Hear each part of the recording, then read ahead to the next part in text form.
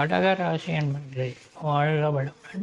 எல்லாம் வல்ல இறைவன் அருளால் உங்களுடைய ராசிக்கு ஸ்ரீ குரோதி வருஷத்தின் வைகாசி மாத ராசி பலன்களை காண்போம்.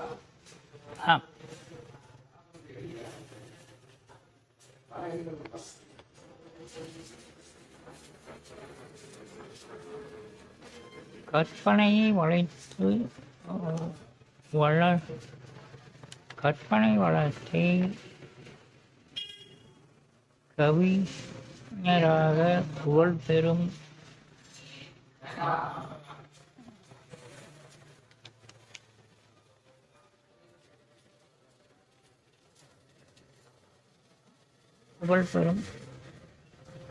கற்பனை வளத்தை கவிஞராகவும் புகழ்பெறும் அமைப்பை கொண்டவர்கள் நீங்கள் தானுங்கள்.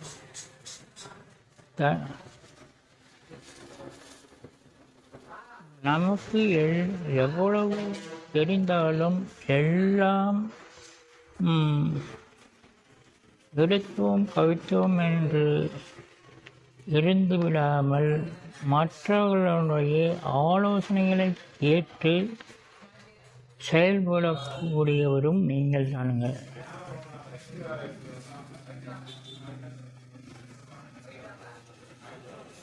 எதிலும் முன்னெச்சரிக்கையுடனும் செயல்படுபவர்களும் நீங்கள் தான். இளமை காலத்தில் பல இன்னல்களையும் துன்பங்களையும் கடந்து முன்னேறியவர்களும் நீங்கள் தானுங்க. எண்ணங்களெல்லாம் உயர்வல்ல என்ற விதிக்கேற்ப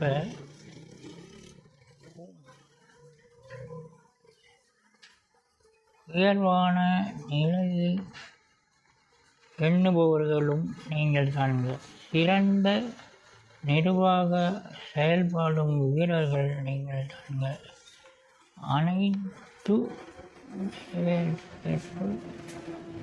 அனைவரையும் அனுசரித்து விட்டு கொடுத்து செயல்படுபவர்களும் நீங்கள் தானுங்க.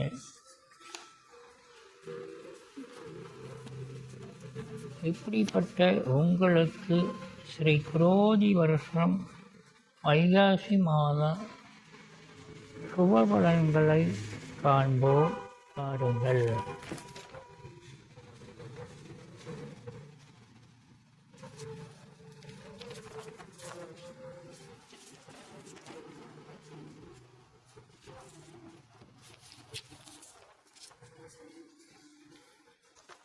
உங்கள் ராசிக்கு 11ஆம் இடத்தில் குருவும் சூரியனும் புதன் சுக்கிரன் இவர்களும் சில நாட்கள் பயணிக்கிறார்கள். கேது 3ஆம் இடத்திலும் நின்று உங்களுடைய ராசிக்கு சில சுபபலன்களை தர உள்ளது.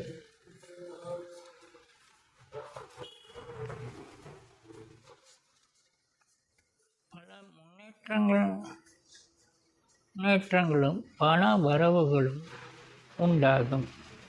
தானம் செய்வீர்கள். பிறர் மேல் இரக்கம் ஏற்படும். நாளைய சங்கடம்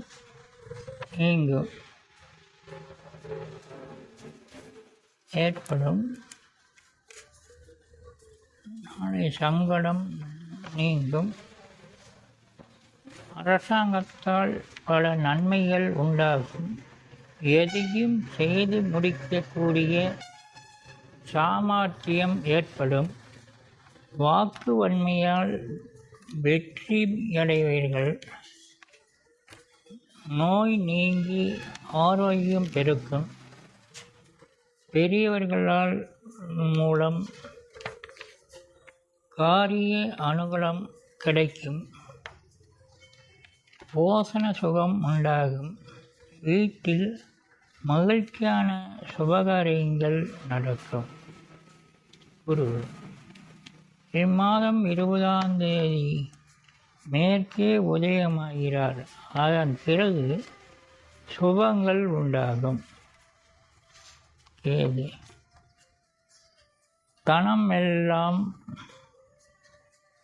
எல்லா வகையிலும் மேலும் மேலும் குவியும்.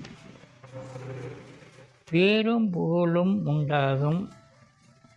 சொன்ன சொல் தட்டாதபடி செயல்படுவோம். தைரியம் கூடும். நன்மைகள் உண்டாகும். ராசிக்கு 8 சனி உள்ளார்.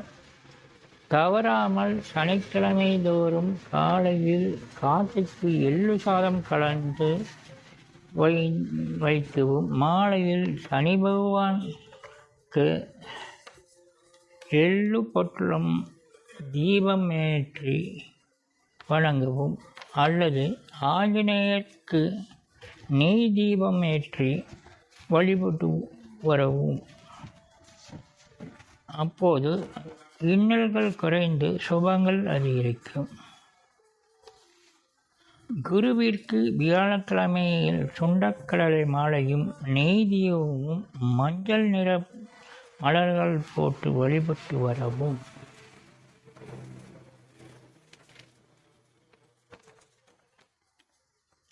ராகுவிற்கு ஞாயிற்றுக்கிழமைகளில் மாலை 4:30 to 6 மணியான ராகு காலத்தில் காளியம்மன் அல்லது துர்க்கை அம்மனுக்கு எலுமிச்சை பழத்தால் நல்லெண்ணெய் தீபம் ஏற்றி வணங்கி வந்தால் தலைக்கு வந்தது தலைப்பாயோட போச்சு என்ற பழமொழிக்கேற்ப